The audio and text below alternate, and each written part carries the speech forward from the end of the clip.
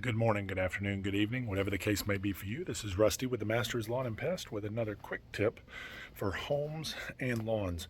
I want to talk to you about trees close to the house and talked about how they create highways for pests to enter the home. Let's take a look. What we're talking about today is we have a river birch here. We're in beautiful 20-mile subdivision in Nocatee, and this river birch was planted right next to this home, a little too close, and as it's grown in, you can see what's end up happening is some of the branches are rubbing the roof as well as the gutter. Now this is not a big problem for scratching the gutters, scratching the roof, unless this were a bigger tree. You know, when the wind blows, this is rubbing against it.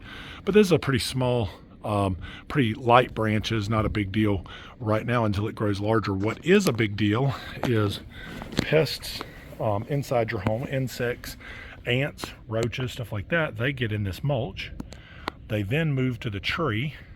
They climb up the tree, whether they're feasting on aphids or whiteflies, right? They're moving up the tree, and then that just creates an easy access point to the home. They're looking for somewhere comfortable with a food source, and air-conditioned homes with food are very, very comfortable for pests.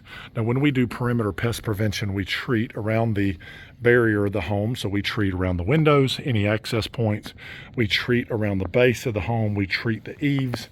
But if we notice something like this, we're going to reach out to our client and say, hey, this is creating an access point for pests. We need you to cut that back. Or if we're the maintenance company that they use for their landscape maintenance, we're going to have our crews cut that back and ensure those access points are blocked and prevented.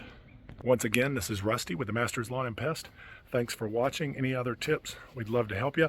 Or you can call us at 904-913-5296 or 352-378-5296. Thanks and have a great day.